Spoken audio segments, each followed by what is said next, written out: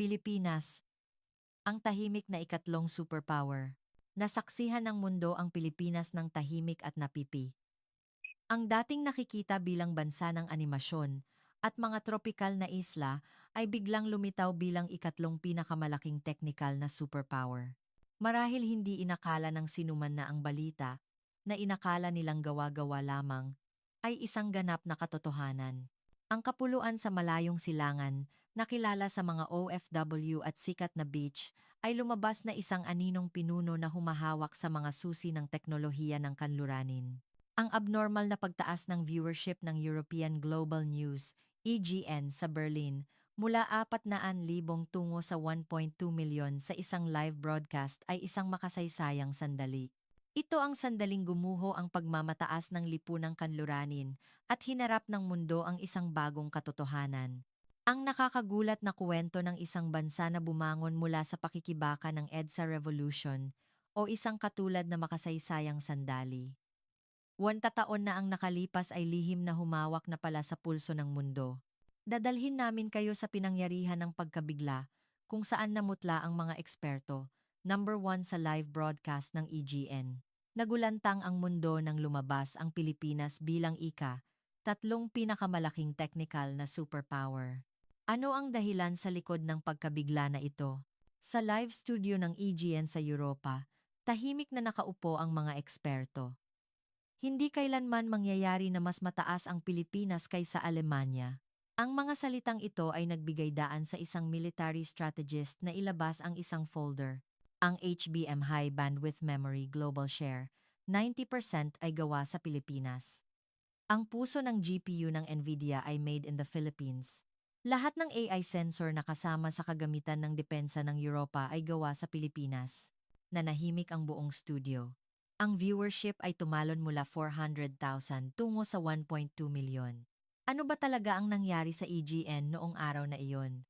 Paano ang bansa na nakikilala sa pagiging magaling sa pag-export ng mga service provider ay humawak na pala sa pulso ng edad ng AI? Simulan natin. Ako si Lucas, isang military and security strategy consultant na nagtapos sa Alemanya. May opisina ako malapit sa headquarters ng NATO sa Brussels at nagbigay ng konsultasyon sa iba't ibang gobyerno ng Europa at mga industriya ng depensa. Ang aking pang-araw-araw na gawain ay ang pag-aanalisa ng arms race ng Amerika, Sina, at Rusya, at ang mga bagong sistema ng armas. Sa totoo lang, naisip ko na buo na ang larawan ng seguridad ng mundo sa aking isip. Subalit, noong isang Huwebes ng hapon na umuulan, Marso 2025, gumuho ang paniniwalang iyon. Pagkatapos ng meeting sa NATO, bumalik ako sa opisina at isang ulat ang dumating sa aking email box. Ang nagpadala ay isang research team mula sa isang global think tank sa Switzerland. Ang titulo, World Technical Superpower Ranking 2025. Sa simula, babasahin ko lang ng mabilis. Paniwala ko, karaniwang nilalaman lang ito. First America, second China, at ang third, marahil ay UK o Alemanya. Ganyan palagi. Subalit, nang makita ko ang chart sa unang pahina, muntik ko nang matapon ang kape na hawak ko. First America, second China, at sa upuan ng three ay isang pangalan na hindi inaasahan. Pilipinas. Tiningnan ko ang monitor ng 2 beses, 3 beses. Inakala kong isang pagkakamali. Naisip kong editing error. Subalit, nang buksan ko ang nilalaman ng ulat, mas marami pang nakakagulat na impormasyon ang lumabas. HBM Global Share 95%, Pilipinas ang may-ari ng 90% at higit pa. Nangunguna sa mundo sa semiconductor packaging technology para sa AI server. Ang 2 nanometer process mass production, Amerika, Taiwan, at Pilipinas lamang. AI Communication Integration Technology na nasa defense system na ginagamit ng karamihan sa mga bansa ng NATO. Nakatingin ako sa screen na tulala. Ang Pilipinas, hindi ba ito bansa ng mga beach Jollibee at mga OFW? Ngayon, true sa technical superpower. Si Jax, ang katrabaho kong Pranses sa katabi kong upuan, ay tumingin sa monitor ko at ngumisi. Pilipinas 3? Parang biro. Dahil lang sa magaling sila sa BPO business process outsourcing, ay hindi na agad sila superpower. Mas mataas pa sa Alemanya. Sa totoo lang, ganoon din ang naisip ko. Subalit, may nakabara. Ang ulat ay ginawa ng mga elite na nagtapos sa MIT at Oxford. Hindi sila mga taong magpapatawa. Noong hapon, alas 5, tumawag ang EGN International Desk. Tinanong nila kung nakita ko ang ulat tungkol sa technical superpower. Dahil sa kontrobersiya tungkol sa pagiging tatlong ng Pilipinas, nagpaplano sila ng isang live debate. Tinanong nila kung maaari akong maging eksperto sa NATO. Nag-atubili ako. Nagtanong ako kung live broadcast ba. Ano ba talaga ang tema? Sumagot ang producer. Madali lang ang tema. Global Technical Hegemony. Bakit Pilipinas ang ika? 3. Ito ang tanong na gustong malaman ng mga manonood ng Europa. Gusto nilang ipaliwanag ko ang kahulugan ng ranggong ito, lalo na sa pananaw ng military security. Sa totoo lang, nalito ako. Ano ba ang alam ko tungkol sa Pilipinas? Na may mga kumpanya silang gumagawa ng semiconductor at sikat ang mga service worker nila sa buong mundo. Sabi ko, hindi ako eksperto sa teknolohiya ng Pilipinas. Tumawa ang producer at sumagot. Kaya mas maganda. Karamihan sa mga manonood sa Europa ay pareho. Sobrang dami ang reaksyon na hindi ka panipaniwala na ika. 3. Ang Pilipinas. Kung ang isang eksperto ng NATO na tulad ko ay magbe-verify ng objetibo, maniniwala ang mga manonood at nagdagdag ng isang salita ang producer. Sa totoo lang, kung hindi makakakuha ng magandang viewership ang programang ito, baka makansela ang mismong proyekto. Kailangan naming makipagkumpetensya sa Premier League highlight sa parehong oras. Umamin siyang hindi sila sigurado kung makakakuha ng viewership sa kwento tungkol sa Pilipinas. Nakabara sa akin ang mga salitang iyon. Ang EGN ay naglalabas ng isang hindi pamilyar na baraha ang Pilipinas. Nag-isip ako ng kaunti at sumagot na mag-aapir ako. Subalit, may kondisyon ako. Bigyan niyo ako ng oras na i-verify ang mga data bago ang broadcast. Hindi ako pwedeng magsalita ng walang kasiguraduhan sa live broadcast. Pagkatapos ng tawag, binuksan kong muli ang ulat. Binasa ko ito ng masinsinan. Semiconductor, AI, defense industry, communication network.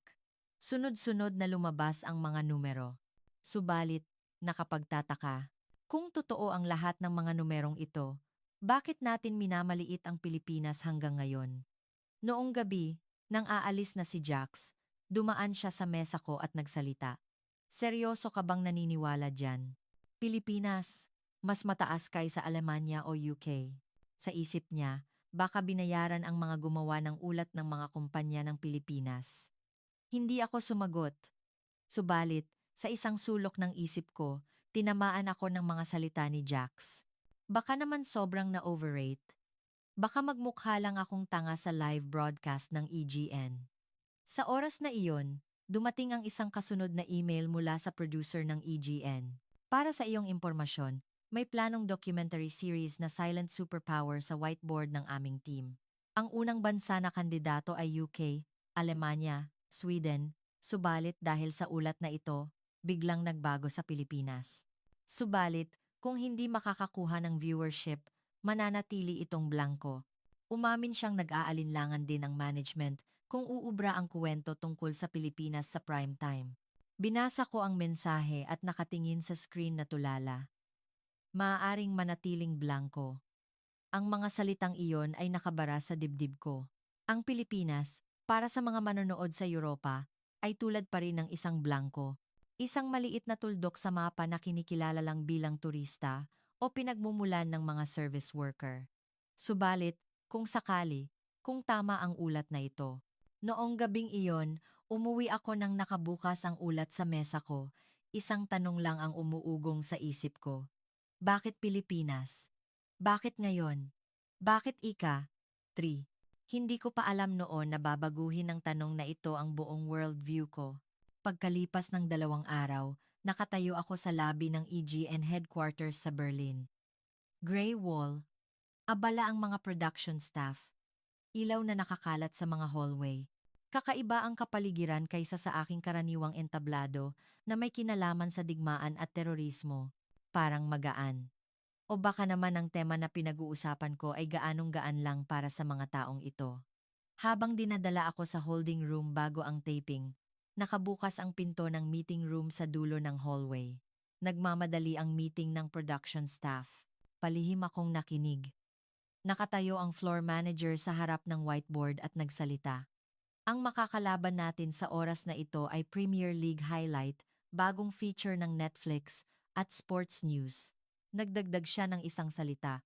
Sa totoo lang, ang kwento tungkol sa Pilipinas ay hindi inaasahan sa viewership.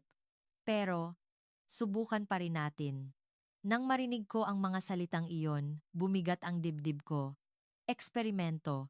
Para sa EGN, ang Pilipinas ay material lang para sa eksperimento. Sa sulok ng whiteboard, may maliit na chart na nakadikit. Listahan ng top 5 viewership ng EGN International Program sa loob ng huling 6 buwan. Sa tabi nito, may isang blankong kahon. Silent Superpower Documentary Series, Undecided Nation. Lumapit sa akin ang producer at bumulong.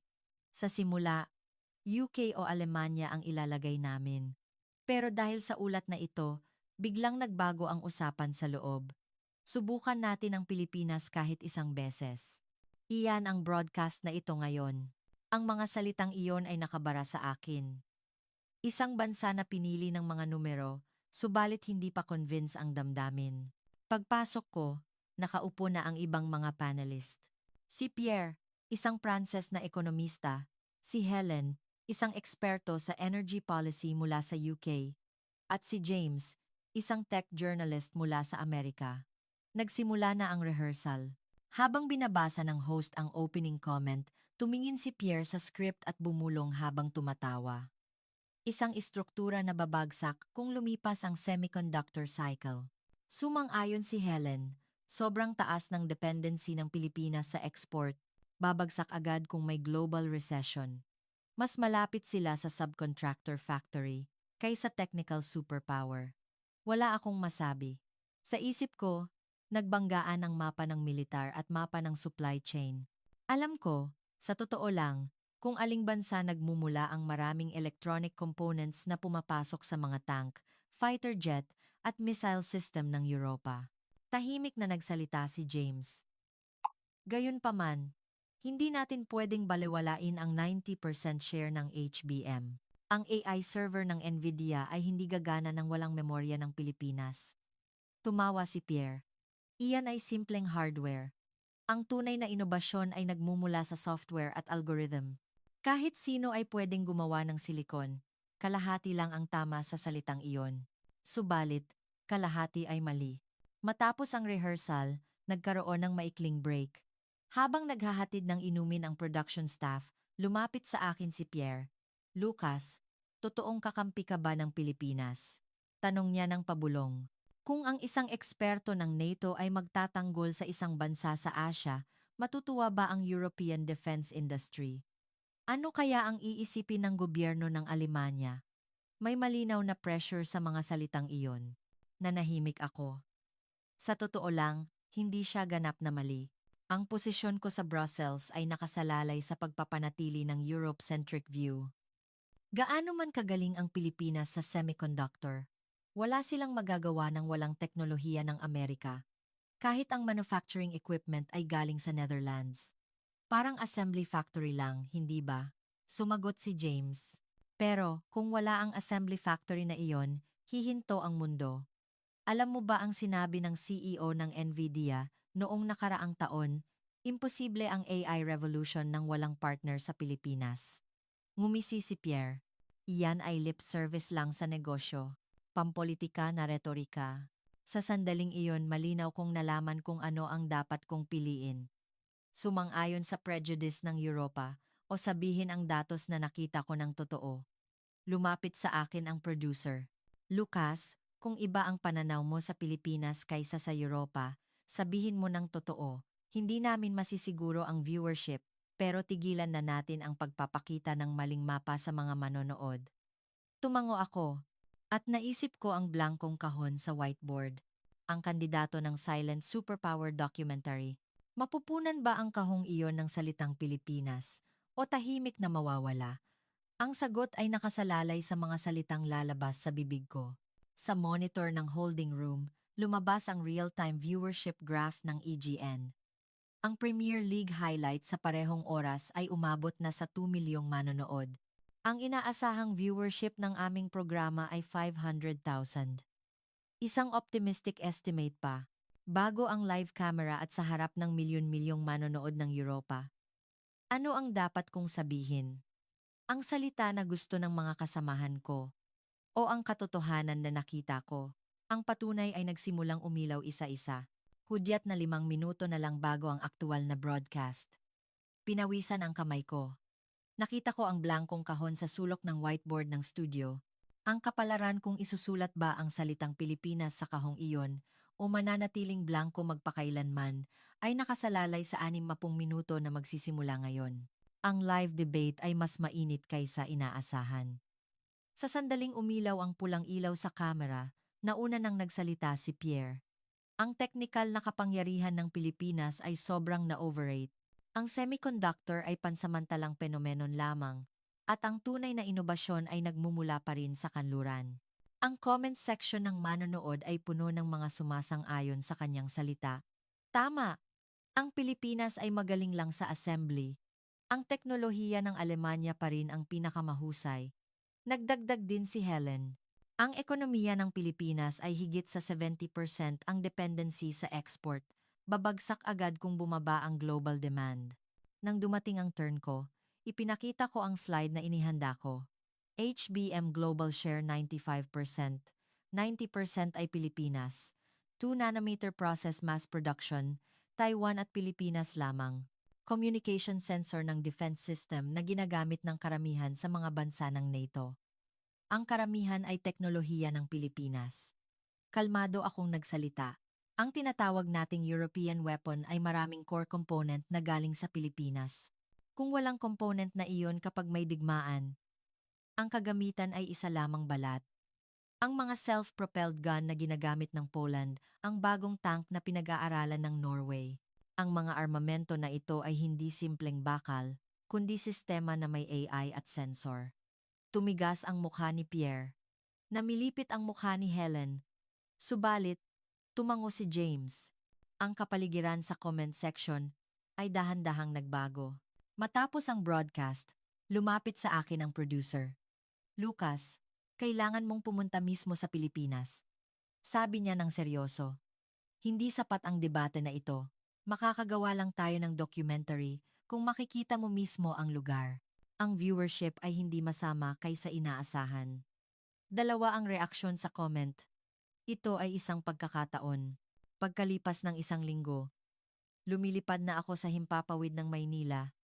Nakita ko ang Maynila mula sa bintana. Iba sa inaasahan ko. Bundok at ilog ang dumadaloy sa lungsod sa pagitan ng mga matataas na gusali. Iba ang density kaysa sa mga lungsod ng Europa. Parang isang compressed energy.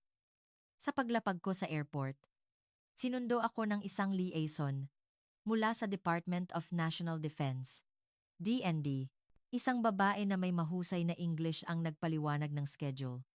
Ang unang schedule ay pagbisita sa mga defense industry company at research lab. Sa totoo lang, inakala ko na makakakita ako ng mga tank at missile. Subalit, ang una nilang ipinakita ay hindi armored vehicle o fighter jet. Ito ay isang AI Integrated Combat Management Center na matatagpuan sa ilalim ng lupa. Nang bumukas ang pinto, muntik na akong huminga. Dose-dosenang malalaking screen ang pumuno sa pader.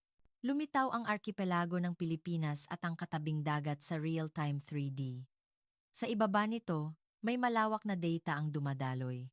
Nagsimulang magpaliwanag ang isang Philippine engineer. Ang bawat server at memory na nasa screen na ito ay Philippine-made. HBM, logic chip, packaging. Ang utak at puso na nagpapatakbo ng simulation ng digmaan ay lahat galing dito. Nag-type siya ng ilang beses sa keyboard at lumabas ang isang virtual scenario sa screen. Pagsabog ng missile ng kalaban, AI detection, automatic deployment ng interception system, pagkalkula ng minimal damage route. Ang buong proseso ay natapos sa loob ng 0.3 segundo. Nakatingin ako sa screen na tulala dahil ang sistema na ginagamit ko sa NATO ay mas mabagal kaysa rito, malayo. Ang pangalawang pinangyarihan ay mas nakakagulat. Isang semiconductor test lab na konektado sa defense industry line sa Laguna Industrial Park. Ang mga chip na pumapasok sa self-propelled gun, guided missile, at radar system ay sumasailalim sa stress test. Nagpaliwanag ang researcher na in charge.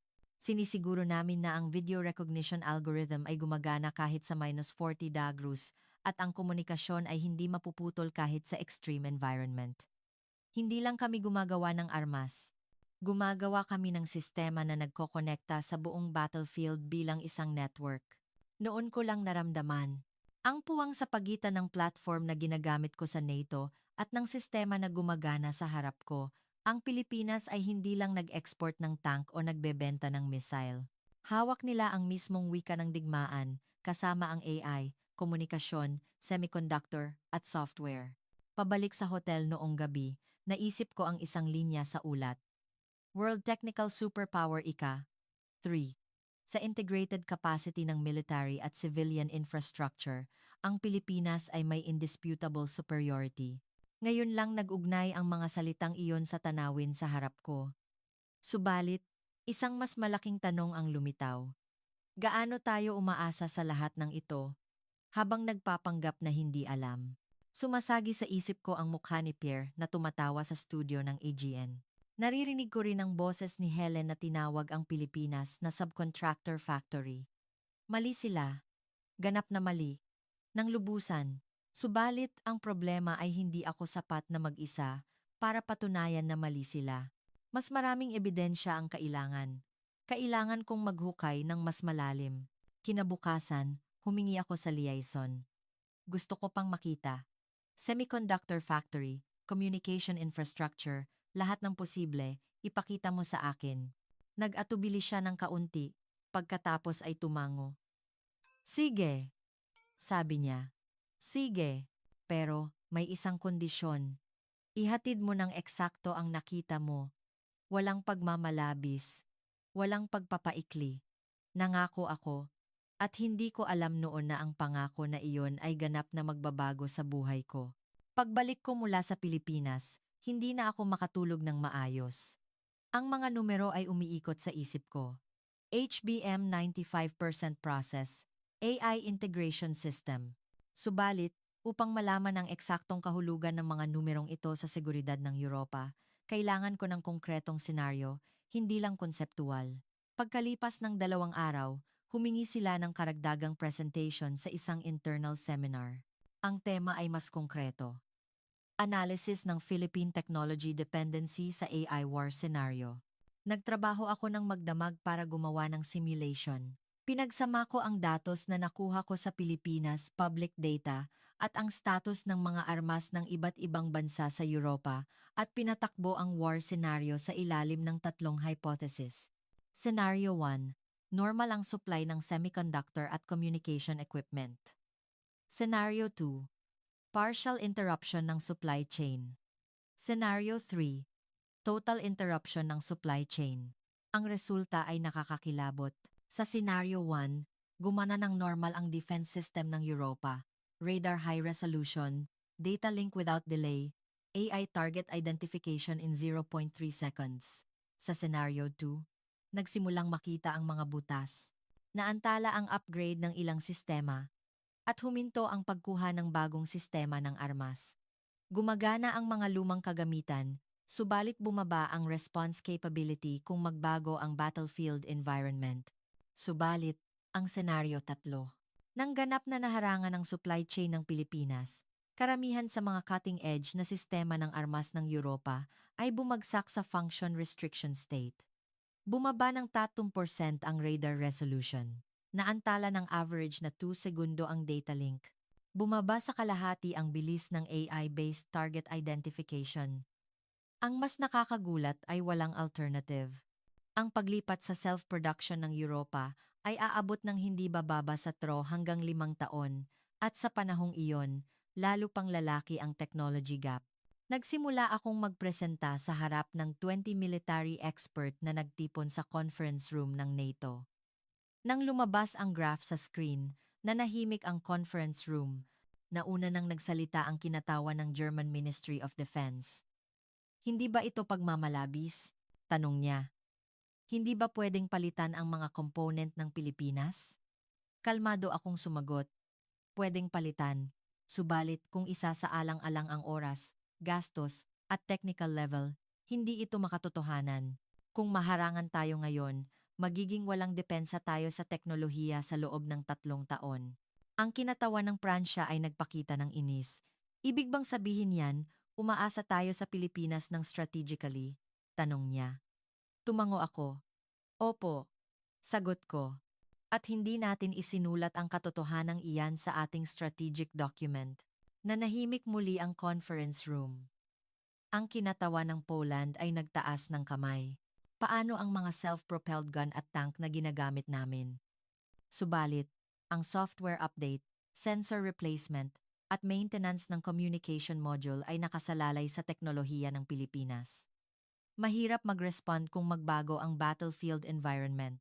Sumingit din ang kinatawan ng Norway. Ibig bang sabihin, wala tayong pagpipilian? Tanong niya ng nalulula. Nag-atubili ako ng kaunti at sumagot ng totoo. Sa panandalian, wala. Sa pangmatagalan, palakasin ang sariling kakayahan ng Europa o palakasin ang strategic partnership sa Pilipinas. Isa sa dalawa. Pagkatapos ng presentation, lumapit sa akin ang kinatawan ng UK. Lucas, ipinadala mo rin ba ang data na ito sa EGN? Tanong niya ng maingat. Hindi pa, sagot ko. Pero, ipapadala ko.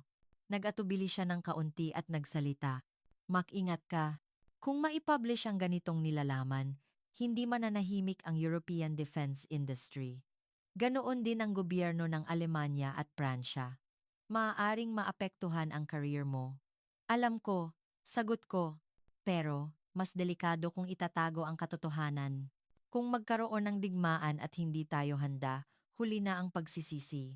Pagkalipas ng 3 araw, isang email ang dumating mula sa producer ng EGN.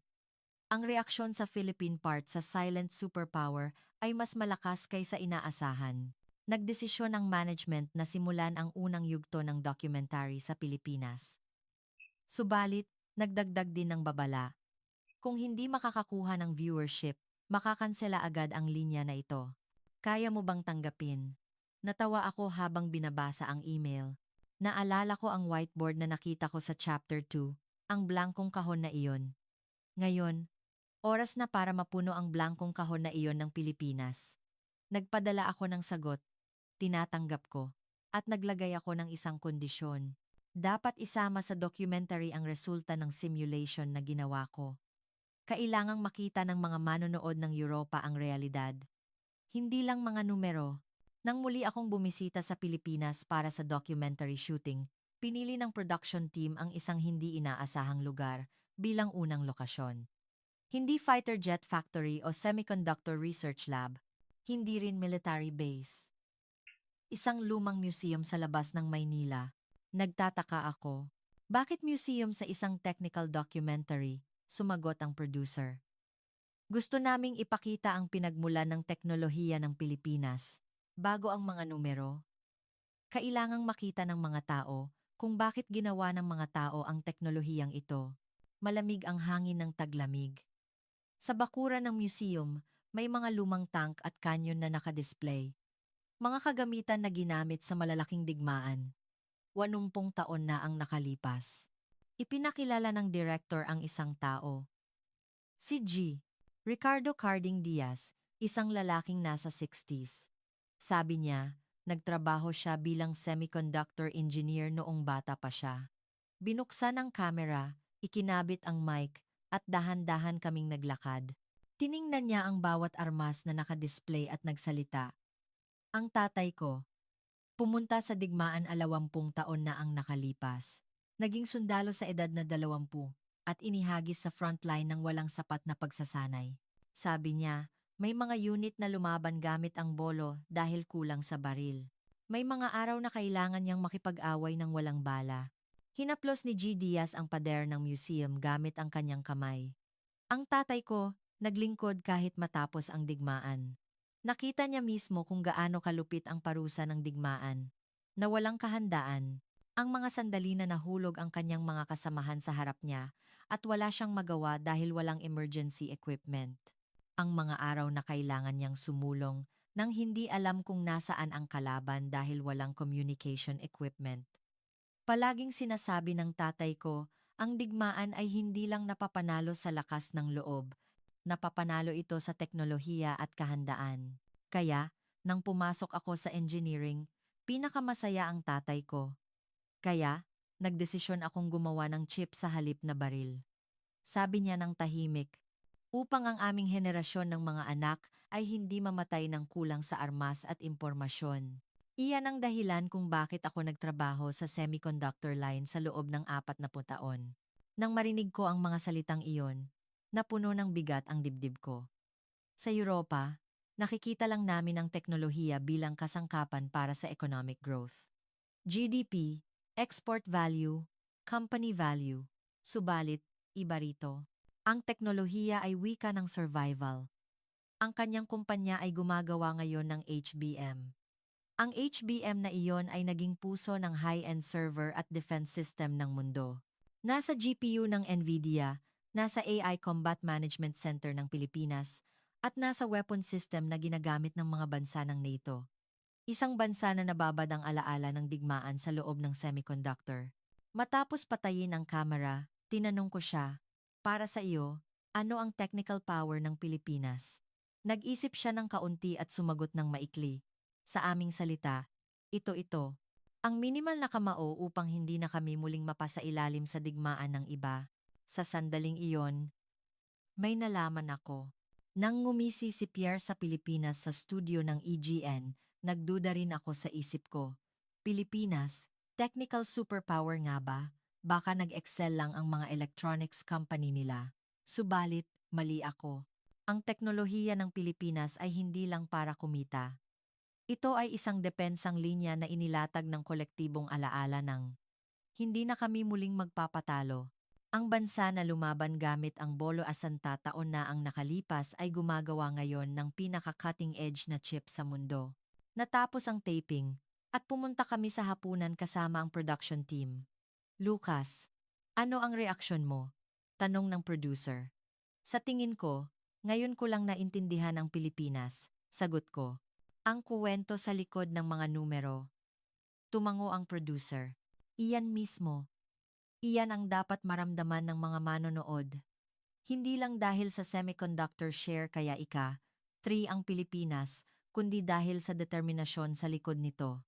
Pabalik sa hotel, tiningnan ko ang night view ng Maynila sa labas ng bintana. Ang mga gusali na kumikinang, ang mga sasakyan na walang tigil, ang ilaw ng opisina na nakabukas hanggang gabi. Ngayon ko lang naintindihan kung paano umabot sa ganito ang bansang ito sa loob ng 80 taon. At nalaman ko. Nagsimula na akong tingnan ang Pilipinas hindi bilang technical superpower, kundi bilang security partner na dapat igalang. Ang sumunod na taping ay sa semiconductor factory ng Pilipinas. White clean room, mga robot na humahawak ng wafer, mga precise equipment na gumagalaw sa nanometer unit. Lahat ay mukhang future. Subalit, sa isip ko, nananatili ang tanawin na nakita ko noong nakaraang araw. Ang kamay ni G. Diaz na humahaplos sa pader ng War Museum. Ang katotohanan na ang kamay na iyon ay gumagawa ngayon ng pinaka-cutting edge na chip sa mundo. Habang tinitingnan ko ang mga engineer na nagtatrabaho sa loob ng clean room, naisip ko, sila rin nakatayo rito sa kani-kanilang dahilan tulad ni G. Diaz. Baka may kuwento rin sila ng kanilang lolo o tatay. Ang mga kuwentong iyon, nagtipon-tipon, at naging precise technology na ito ngayon. Tinanong ako ng staff para sa interview. Lucas, ano sa tingin mo ang essence ng teknolohiya ng Pilipinas? Tanong nila. Nag-isip ako ng kaunti at sumagot. Survival at dignidad. Pinoprotektahan ng bansang ito ang sarili nito gamit ang teknolohiya. Atintong taon na ang nakalipas ay bolo, ngayon ay chip ng NVIDIA.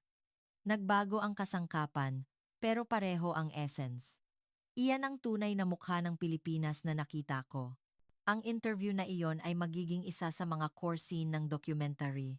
Ang documentary ay natapos sa loob ng 3 buwan.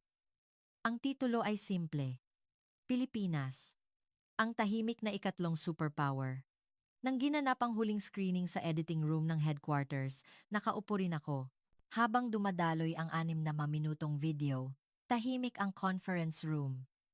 Nang lumabas ang interview ni G. Diaz, namula ang mata ng ilang production staff. Pagkatapos ng screening, nagsalita ang head of programming team. Sa totoo lang, nag-aalala ako. Adventure ang pagpapalabas ng documentary ng Pilipinas sa prime time. May football replay sa parehong oras.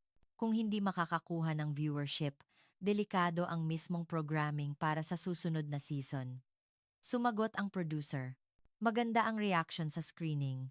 Mataas ang puntos ng internal evaluation team. Umiling ang head of programming team. Iba ang internal evaluation sa actual viewership, lalo na sa tema na hindi pamilyar sa publiko tulad ng Pilipinas. Nang marinig ko ang mga salitang iyon, bumigat ang dibdib ko. Lahat ng inilaan ko sa proyektong ito ay nakasalalay lang sa isang numero ang viewership. Sa mismong araw ng broadcast, nakaupo ako sa isang tahimik na monitor room ng EGN headquarters sa Berlin. Sa isang screen, dumadaloy ang mga pabrika ng Pilipinas, War Museum, at Combat Management Center na kinunan namin. Naririnig ko ang boses ni G. Diaz, nagdesisyon akong gumawa ng chip sa halip na baril. Sa kabilang screen, lumabas ang real-time viewership graph. Alas 8 ng gabi, nagsimula ang broadcast. Sa unang 10 minuto, karaniwan lang ang graph. Hindi gaanong nagbago kaysa sa mga nakaraang documentary. Huminto ang viewer count sa paligid ng 400,000. Ang production staff ay nakatingin sa graph ng kinakabahan. Hindi talaga uubra ang Pilipinas. Bulong ng isang tao. Subalit, pagkatapos ng 15 minuto, lumabas sa screen ang numero, HBM 95%. Sinundan ito ng component proportion sa weapon system. Self-propelled gun ng Poland, tank na pinag-aaralan ng Norway, AI sensor, at communication module na pumapasok sa loob nito. Nagsimulang gumalaw ang graph. Dahan-dahan, subalit sigurado, umaakyat ito. Nang umabot sa 200,000, may isa sa production staff ang sumigaw ng mahina. Pagkatapos ng 20 minuto, lumabas ang simulation na inihanda ko sa seminar ng NATO. Philippine Supply Chain Interruption 2000, Function Degradation ng European Defense System, 30% reduction sa radar resolution, 2-second delay sa data link. Nagsimulang sumabog ang comment section ng manonood. Totoo ba ito? Sobra tayong umaasa. Bakit walang nagsabi sa atin? Pagkatapos ng 30 minuto, lumabas ang interview ni G. Diaz. Ang pinangyarihan kung saan ikinuwento niya ang kanyang ama sa harap ng War Museum.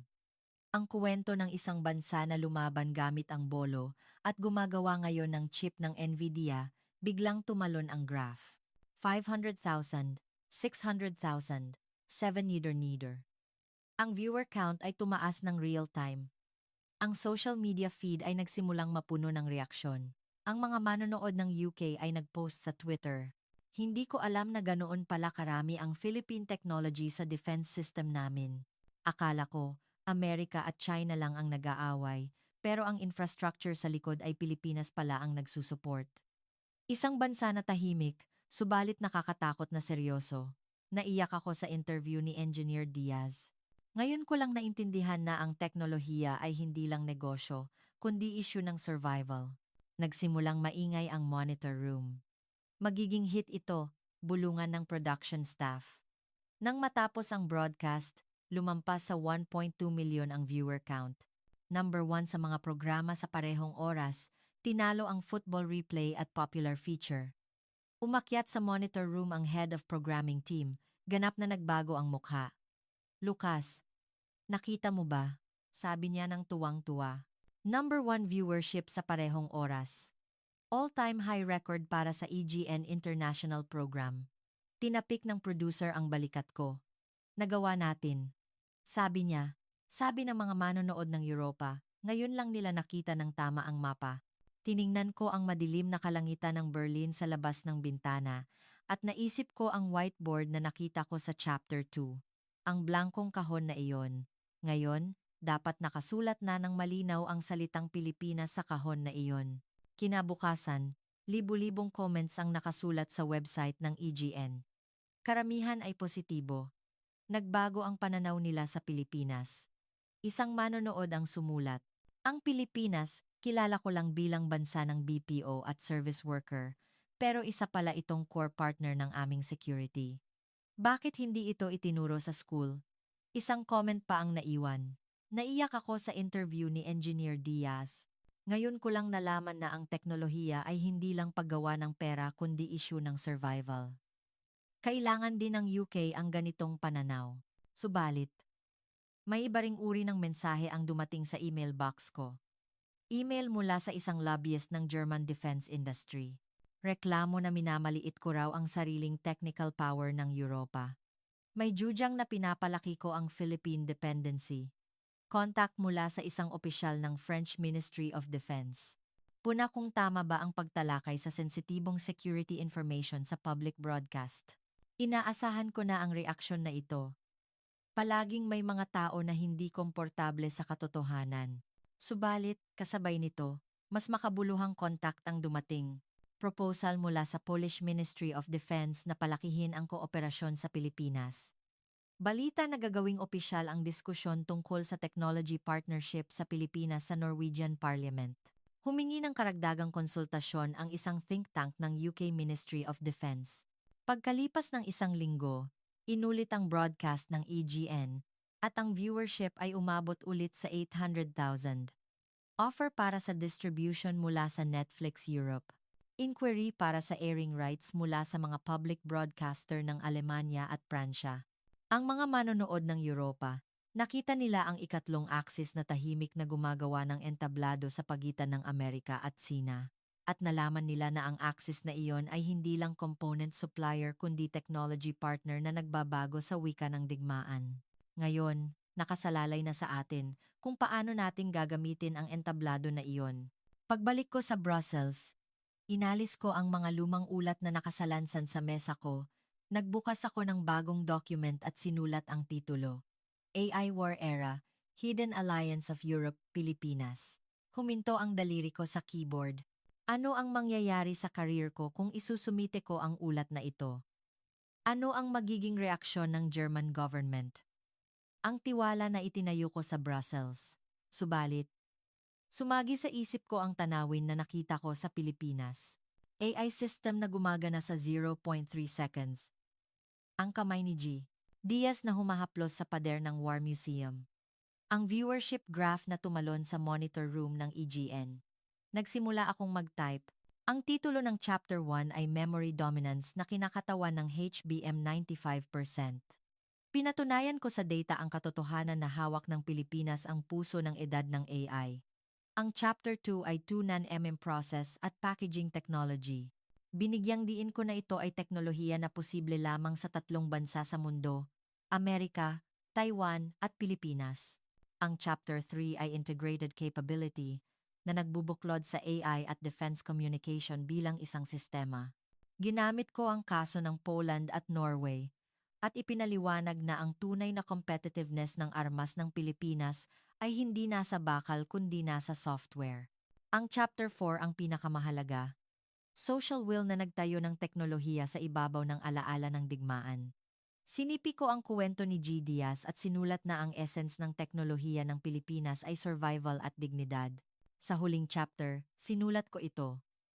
Kung iisipin ng Europa na ang alyansa lang sa Amerika ang lahat ng seguridad, mahuhuli tayo sa AI semiconductor war na nagsimula na. Ang Tsina ay nagtatayo ng sariling sistema, at ang Rusya ay naghahanda ng alternatibo kahit sa gitna ng sanksyon. Samantalang ang Europa ay lubos na umaasa sa teknolohiya ng Pilipinas, subalit hindi isinulat ang katotohanang iyon sa strategic document. Kailangan nating kilalanin ang Pilipinas hindi lang bilang supplier kundi bilang strategic technology ally. Hindi ito pagpipilian kundi issue ng survival. Inabot ng isang linggo ang ulat. 80 pahina ang natapos na document. data, simulation result, policy suggestion, lahat ay kasama. Nang ihatid ko ang draft sa NATO Secretariat, kinabahan ako. Maaaprubahan ba ang ulat na ito? O tahimik na ililibing? Pagkalipas ng 3 araw, may contact na dumating. Contact mula sa NATO Strategic Planning Team. Humingi ng briefing tungkol sa nilalaman ng ulat. Lahat ng kinatawan ng Alemanya, Pransya, UK, at Poland ay dadalo. Sa mismong araw ng briefing, punong-puno ng tensiyon ang conference room. Si Lucas, bilang German military strategist, ay nakita ang nakakagulat na katotohanan ng Pilipinas, isang bansa na nakikilala sa pagiging magaling sa serbisyo, ay nagtatago pala ng core technology ng AI war. Nagsimula akong magpresenta. Ang kahinaan ng European Defense System kapag naharangan ang supply chain ng Pilipinas, ang kawalan ng alternatibo, at ang pag-aagawan sa oras. Hindi ba mas ligtas kung lumipat sa self-production ang Europa? Tanong ng kinatawan ng Alemanya. Sumagot ako, posible sa teknolohiya. Subalit, aabot ito ng 5 hanggang 10 taon at sa panahong iyon, lumipat na ang Pilipinas, Taiwan, at Amerika sa next generation technology.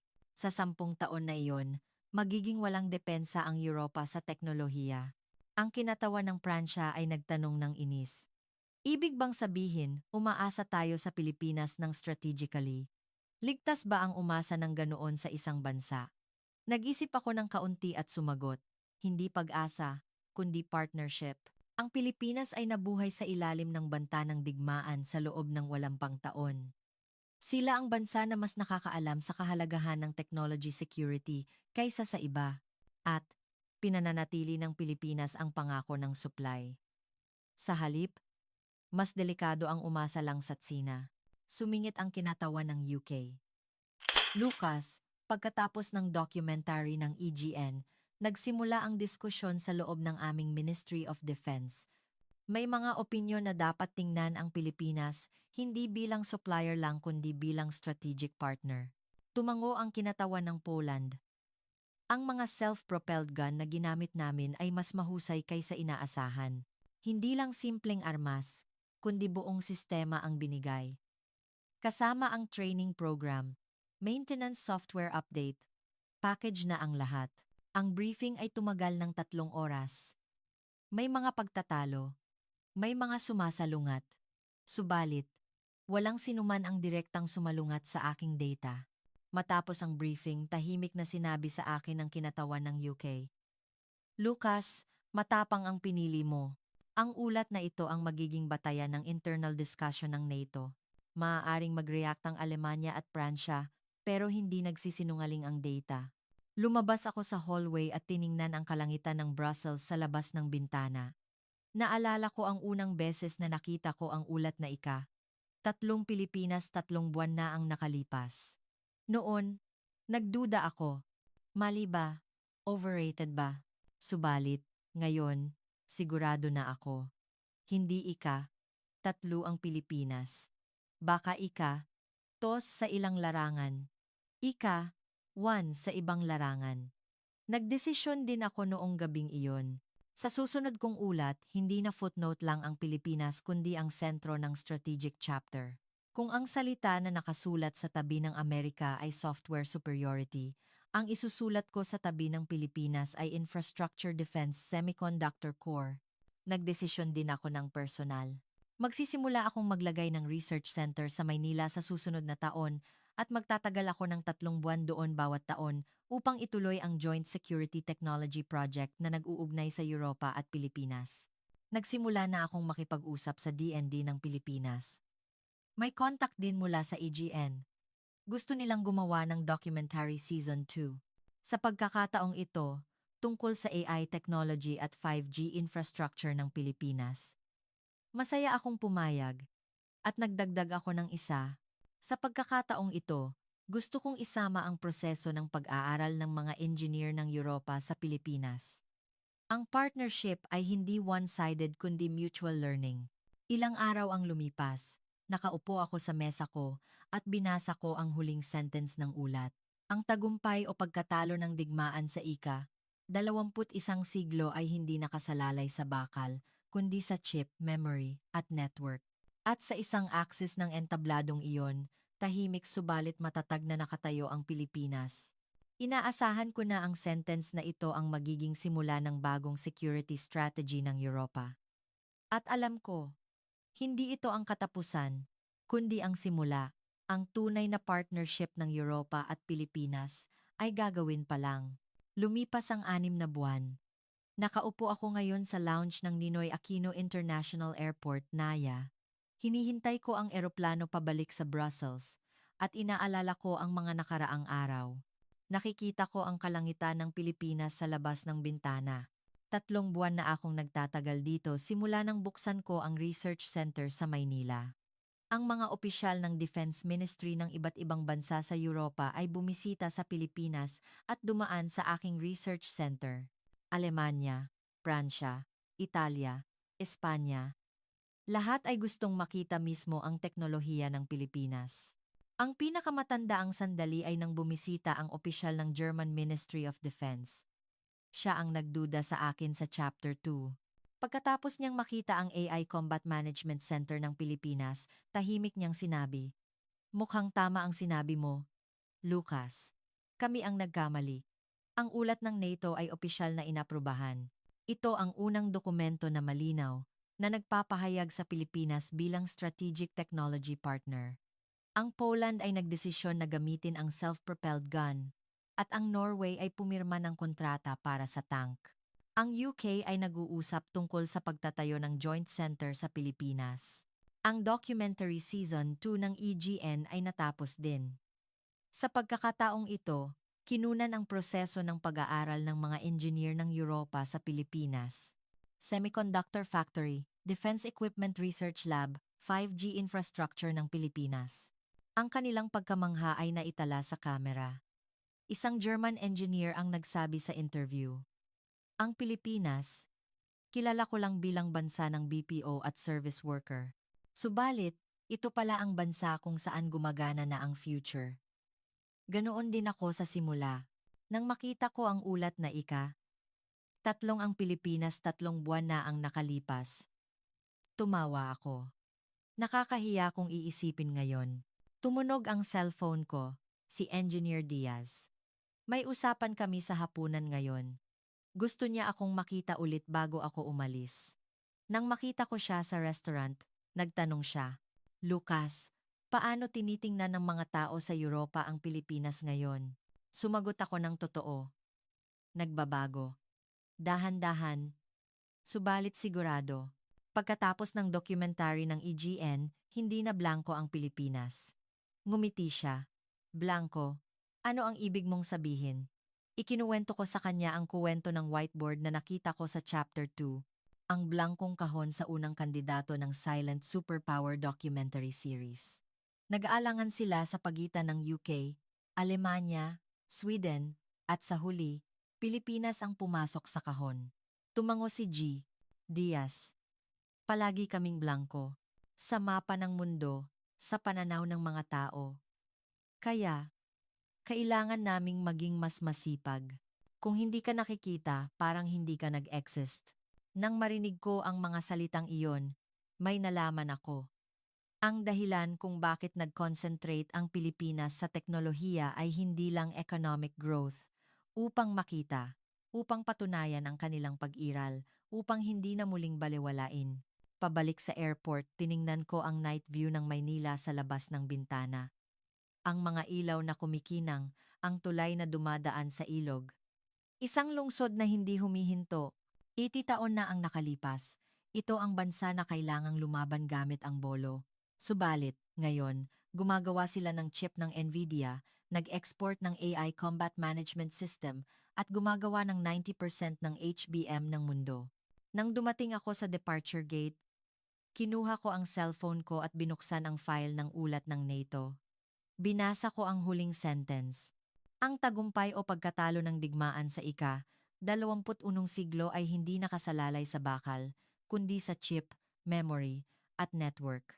At sa isang aksis ng entabladong iyon, tahimik subalit matatag na nakatayo ang Pilipinas. Umalis na ang eroplano, Dahan-dahan nawala ang Pilipinas sa labas ng bintana. Subalit, sa mapa ng isip ko, hindi na kailanman mawawala ang Pilipinas. Marami pa akong gagawin pagbalik ko sa Europa. Paggawa ng kasunod na ulat ng NATO, pagpaplano ng Season 3, briefing sa German Ministry of Defense. At higit sa lahat, kailangan kong patuloy na sabihin sa mga tao sa Europa, bakit mahalaga ang Pilipinas at bakit sila dapat igalang. Nagduda ako 3 buwan na ang nakalipas sa katotohanan na tatlo ang Pilipinas. Ngayon, sigurado na ako. Ang Pilipinas ay isang bansa na hindi maaaring bigyan ng ranggo sa pamamagitan ng numero. Isang bansa na gumawa ng teknolohiya gamit ang will to survive at ginawang lakas ang alaala, at ipagpapatuloy ko ang pagsasabi ng kuwentong iyon. Ito ang nakakagulat na katotohanan ng Pilipinas. World Technical Superpower na natuklasan ni Lucas, isang NATO military strategist na nagtapos sa Alemanya. Ang ranggo na tatlong ng Pilipinas, nakinut siya sa live debate ng EGN. Subalit, hindi nagsinungaling ang data 95% share ng HBM to non-MHR process, data sa loob ng weapon system. Si Engineer Diaz, ang engineer na nasa 60s na nakilala ni Lucas sa harap ng museum. Ang kamay na gumawa ng chip sa semiconductor line sa loob ng 40 taon na may alaala ng ama na lumaban gamit ang bolo. Ang Pilipinas, isang bansa na pumili ng chip sa halip na baril. 1.2 million viewership ng documentary ng EGN, number 1 sa parehong oras. Isang documentary na nagpagulat sa Europa, na tinalo ang football replay. Ang blankong kahon sa whiteboard ay napuno sa wakas ng Pilipinas, at ang ulat ng NATO ay malinaw na nagpahayag sa Pilipinas bilang strategic technology ally. AI Combat Management System na gumagana sa 0.3 segundo. Algorithm na gumagana kahit sa -40 degrees. Ang teknolohiya ng Pilipinas na nagbabago sa wika ng digmaan, ang ikatlong axis na tahimik subalit matatag na nakatayo, ang bansa na nagsimula sa EDSA Revolution at naging world technical superpower sa loob ng onting taon. Ang bansa na gumawa ng teknolohiya gamit ang will to survive at ginawang lakas ang alaala.